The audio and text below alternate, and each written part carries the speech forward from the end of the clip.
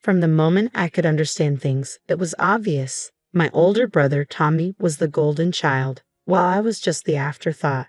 Nicole, make sure you're home by 3:30 to help your brother with his lunch, Mom would say nearly every morning before school.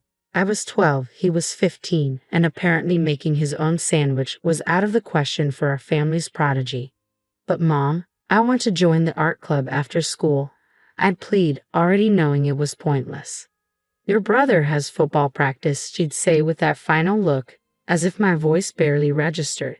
He needs proper nutrition, you know how important that is for him. Meanwhile, Tommy would be sprawled on the couch, tapping away on his latest iPhone, a birthday gift that made my hand-me-down flip phone feel like a relic. Yeah, Nikki, he'd smirk, not even glancing up. Be a good sister. Dad wasn't much different. Nicole, this is good practice for when you're a wife, he'd tell me, as though taking care of Tommy was the pinnacle of my aspirations. A woman needs to know how to take care of her family. Day after day, I'd rush home from school, throw together whatever Tommy wanted, iron his clothes for the next day, and try to cram in my homework. While I was buried in chores, Tommy would be off at one of his countless activities: football, debate club, computer programming. Mom and Dad made sure he had every opportunity they could dream up. The only person who seemed to truly see me was Grandma Rose. Her old Victorian house across town became my sanctuary. Whenever I could, I'd bike over there, racing through the tree-lined streets until her cozy wraparound porch came into view. There's my girl, she'd call from her garden, her silver hair glinting in the sunlight. In her house, there were no favorites, no golden children, just warmth, cookies, and love that didn't come with conditions. Her place was old and a little worn, with creaky floorboards and peeling wallpaper, but every imperfect inch felt like home, and the way Grandma treated us was what made it special. Whether it was Christmas, a birthday, or just a regular weekend, she made sure Tommy and I got the same treatment, the same thoughtful gifts, the same loving hugs. It drove Tommy absolutely crazy. One day, it all boiled over. It was Tommy's 16th birthday, and Grandma had gotten us both new tablets, identical high-quality ones. Tommy looked at his and exploded. Are you kidding me? He yelled, his face red with anger. Nicole gets the exact same thing as me on my birthday. Grandma sat calmly in her armchair, hands folded. Tommy dear, I love you both equally. That's not fair, he was practically shouting. Mom and Dad give me better stuff because they know I deserve it. I'm the one with the grades, the sports achievements, the future. Nicole just exists. I felt stunned, but Grandma didn't even flinch. She stood up, somehow towering over him. Thomas Michael Parker, she said, her voice calm, sharp as a knife. You will not speak about your sister that way in my house or anywhere else. Tommy stormed out, slamming the front door so hard that Grandma's china teacups rattled. I thought that was the end of it, but the next day, Grandma showed up at our house, unannounced. I listened from the top of the stairs as she confronted my parents. Her voice was low but firm. The way you're raising these children is unacceptable, she said. The favoritism needs to stop. Mom tried to argue, we're doing what's best for both of them. Grandma's voice was cold. Is that what you call it? Well, if you want my financial support for their upbringing, things need to change. I could hardly believe what I was hearing. Later that night, I overheard my parents talking. We can't afford to lose her money, Mom whispered. We need it for Tommy's college fund. I know, Dad sighed. We'll have to play along, give Nicole some things too, keep her happy. Within a week, everything changed. I was finally enrolled in the piano lessons I'd begged for since I was 10. A new iPhone appeared on my nightstand, and my parents even started asking about my day. But it all felt hollow. The next time I saw Grandma, she was in her garden, tending to her roses. She looked at me with a knowing smile. You know, dear, she said, clippers in hand, I get detailed reports of how every penny of my support is spent. Your parents seem to be making much better choices lately, don't you think?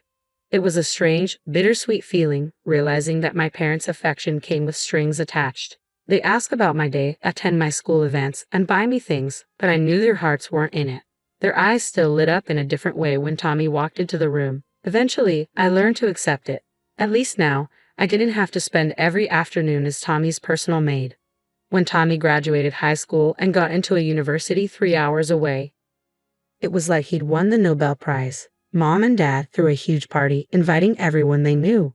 Grandma Rose sat in the corner, watching with that knowing look in her eyes. For the first few months, family dinners were filled with tales of Tommy's college life, his professors, his bright future. Then one day, Dad came home waving an official-looking letter, his face purple with rage. Tommy was on academic probation, at risk of expulsion.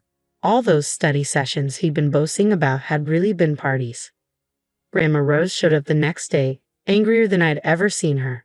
"If you don't get that boy in line," she told my parents, her voice like steel, "don't expect me to pay for another college when he gets himself kicked out." The threat of losing Grandma's support sent my parents into a panic. They drove to the university that weekend. Whatever they said must have shaken Tommy, because when he called home the next week, he sounded different, subdued. For once in his life, he had to face real consequences. By some miracle, he managed to pull his grades up enough to stay in school, and he eventually graduated. Meanwhile, I was accepted into the business management program at a nearby college. Grandma paid my tuition, though my parents barely seemed to notice. When I was in college, making the dean's list was celebrated with nothing more than a phone call from Grandma. 4 years flew by, and suddenly, it was graduation day. Grandma was there, beaming proudly. My parents showed up too, but they spent most of the ceremony talking about Tommy's new job. By then, I didn't care. I had my degree and, better yet, a job offer from Parker and Associates, one of the largest marketing firms in town. When Grandma Rose passed away, it felt like the world paused. At her funeral, I could have stopped staring at her garden, wondering who would care for her beloved roses now. A week later, we gathered in her attorney's office for the reading of her will. Tommy flew in from out of state, dressed in a pricey suit that made him look like a kid playing dress-up. Mom and Dad sat between us, as if they still needed to be referees after all these years. Mrs. Rose Parker's estate, the attorney began, is to be divided between her 2 grandchildren, Nicole and Thomas Parker.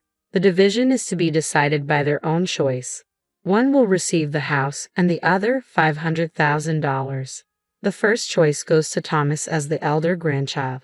Tommy actually laughed. "Is this a joke?" He looked around the room. "You really think I'd want that mussy old house? I'll take the money. I've got big plans. I'm going to start my own business, show everyone what I can do. Nicole can have the house with all its weird smells and creaky floors." My heart raced. Grandma's house, my sanctuary all these years. "I'll take it," I said quietly but firmly. The next few years were a whirlwind of hard work and determination. I threw myself into my role at Parker and Associates, breaking sales records and eventually getting promoted to head of sales. Every salary increase went into renovating Grandma's house. I preserved its character while modernizing it, new wiring, new plumbing, and a state-of-the-art kitchen that still felt like it belonged in a Victorian home. I spent weekends learning everything I could about roses, keeping Grandma's garden alive. When the renovations were done, Mom and Dad visited. I watched as they walked through the restored rooms, their eyes wide at the crown molding, the gleaming hardwood floors, the gourmet kitchen. "This is incredible," Mom murmured, running her hand along the marble countertop. Dad nodded, then sighed. "It's a shame Tommy didn't take the house. This would have been perfect for him and his new wife." There it was. Some things never change. Speaking of which, Mom added with forced casualness, "Have you heard from your brother lately?" I hadn't. None of us had been invited to his wedding 6 months ago. He'd married in his wife's hometown, surrounded by her family and friends. Mom had shown me photos she found on Facebook. Tommy in a tux, his new wife Rebecca beaming in designer white. Then one Sunday afternoon, while I was pruning Grandma's roses, the doorbell rang. I wasn't expecting anyone, so I took my time wiping my hands before answering. When I opened the door, I nearly dropped my gardening gloves. Tommy stood there, looking nothing like the successful businessman he portrayed on social media. Beside him was Rebecca, eyeing my home as if conducting an inspection. Tommy gave me a strange smile. "Can we talk privately for a minute, Nikki?" We stepped into Grandma's old study, now my home office. Tommy closed the door, his face desperate. "I need your help, sis," he whispered. "The business, it's falling apart. We're about to lose everything. We had to give up our apartment." He ran a hand through his hair. "Could we stay here for a while? Just until things turn around?" I stared at him, stunned. Tommy had never asked me for anything, unless you counted all those years of entitled demands. But for the first time, I saw my brother, not my parents' golden child. "Okay," I heard myself say, "but only temporarily." The next morning, the doorbell rang again. This time it was Mom and Dad, practically bursting with excitement. We came as soon as Tommy told us. Mom rushed past me to hug Rebecca. "Oh, sweetheart, we're so happy to finally meet you in person." For the next 2 hours, I might as well have been invisible. I served coffee at Mom's request and listened as Rebecca charmed my parents with tales of her family connections and Tommy's brilliant business ventures. "Nicole," Mom called as I headed to the kitchen, "be a dear and make us some lunch, something nice." Rebecca's used to fine dining. That set the tone for the weeks that followed. I'd come home from long days at work to find Tommy and Rebecca lounging in my living room waiting for dinner. One evening, as I walked through the door, Rebecca glanced up from her phone. "Aren't you going to start cooking?" she asked, barely looking at me. "We're starving." I had just worked a 12-hour day. I dropped my briefcase and replied, "Why don't you cook something?" Rebecca's head snapped up, her eyes narrowing. "Excuse me, you should be grateful we let you stay here at all. The least you could do is cook decent meals." I turned to Tommy, bewildered. He pulled me into the study, closing the door behind us. "Look," he whispered urgently, "Rebecca thinks this is my house, that I'm letting you stay here out of kindness. She comes from money, Nikki. She's used to a certain lifestyle. If she finds out I'm broke, she'll leave me." I stared at my brother, once so proud, now reduced to begging me to lie to his wife. "Fine," I finally said. "I won't tell her, but you two need to start treating me with respect in my own home. No more demands, no more attitude. Deal?" "Deal," Tommy said, relief washing over his face. True to his word, Tommy's demands for home-cooked meals stopped. Instead, I'd come home to find takeout containers from upscale restaurants scattered across my kitchen. Rebecca would lounge on the couch, picking at pad thai or sushi, barely acknowledging my presence. I didn't ask questions. I was just glad not to be playing chef after long days at the office. The arrangement worked for a while. They stayed out of my way, and I stayed out of theirs, until I got a call from Mom. "Nikki," she started, her tone sharp, "we need to discuss these restaurant bills. Tommy said you cover the expenses at the end of the month. It's almost $3,000. I nearly choked on my coffee. "Excuse me." "Well, you can't expect them to starve. Tommy told us you agreed to handle their food expenses while they're going through a rough patch. I've been putting it all on my credit card. I'll text you the account details for the transfer."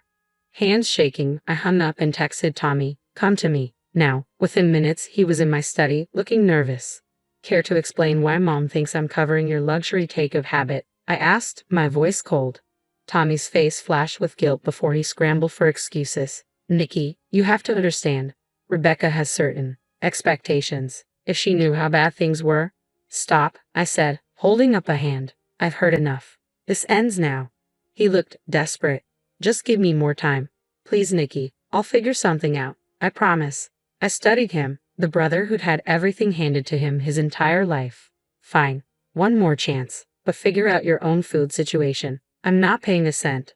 The next 2 months passed uneasily. I'd come home to find my house in Desiree, my evenings spent cleaning up after them. Tommy and Rebecca lived in their bubble, taking lunch with their parents, shopping, and dining out as if nothing was wrong. Then, one evening, I came home early, looking forward to a quiet night with a glass of wine, only to find Rebecca waiting for me in the living room. "We need to talk," she announced, gesturing for me to sit. I raised an eyebrow, but took a seat. Might as well hear whatever this was about. "I've been patient," Rebecca began, inspecting her manicured nails. "But enough is enough. From now on, you'll pay us $2,000 a month in rent. That's fair, considering the neighborhood. And you'll resume cooking and cleaning duties." I couldn't help it. I started laughing, loud and unrestrained. Rebecca's face darkened. "What's so funny?" "Rebecca, there's a misunderstanding here.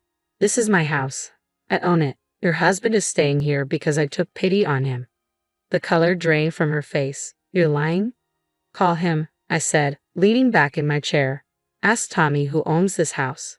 Hands trembling, she pulled out her phone and dialed. "Tommy," she snapped. "Nicole is telling some ridiculous story about owning this house. Tell her she's mistaken."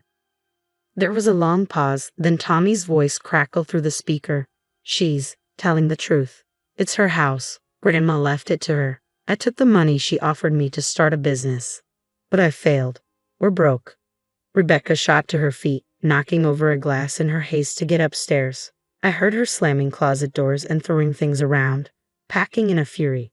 Within minutes, she was dragging her designer luggage down the stairs. She didn't look back as she left, the front door slamming shut like a gunshot. The next morning, Tommy stormed into the kitchen, his face twisted with rage. "This is all your fault. Rebecca's divorcing me, and she won't even talk to me. You had no right to tell her." I set down my coffee cup, calm and resolute. "No right? This is my house, Tommy, the one you laughed at me for choosing, the one you lied about to your wife while mooching off our parents. And you're telling me I had no right? You've always been jealous of me, haven't you?" he sneered, "just waiting for a chance to get back at me." "Get out," I said, my voice quiet but firm. "Take your things and go." He glared at me, then stumped upstairs, throwing things around in the guest room. When he finally left, he didn't say goodbye. I had exactly 1 hour of peace before my phone rang. Mom's name flashed on the screen. "How could you do this to your brother?" she demanded, her voice shrill. "He's devastated. He's back with us, crying his eyes out." "That's not my problem." "Of course it's your problem," Dad's voice chimed in. "You need to give Tommy the house. It's the only way to save his marriage. Rebecca might come back if they have a proper home." I laughed. "You're serious? You want me to give away my house because Tommy lied to his wife and ruined his business?" "Help your brother," Mom merely shrieked. "Family helps family." I felt years of resentment bubbling up. Where was that family spirit when I was cooking and cleaning for Tommy? When you ignored my achievements to praise him? Grandma's the only one who ever treated me like family, and she left this house to me. Conversation over. 2 months later, I heard through colleagues that Tommy's company had officially declared bankruptcy, and his divorce was finalized soon after. He was living with our parents, who still called it regrouping, their favorite euphemism for Tommy's failures. One Sunday, all 3 of them showed up at my door. I watched through the security camera as they rang the bell again and again, Mom calling out, "Nicole, we need to talk as a family." I picked up my phone and sent a single text to all 3. "Please leave. Do not come back or I'll call the police." They eventually left, but not before Mom left a casserole on my porch with a note about forgiveness and family obligations. I donated it to the homeless shelter down the street. These days, my life is peaceful. I tend to Grandma's roses, which are blooming beautifully. My career is thriving. I made Executive VP last month. I feel good, and it's all thanks to Grandma.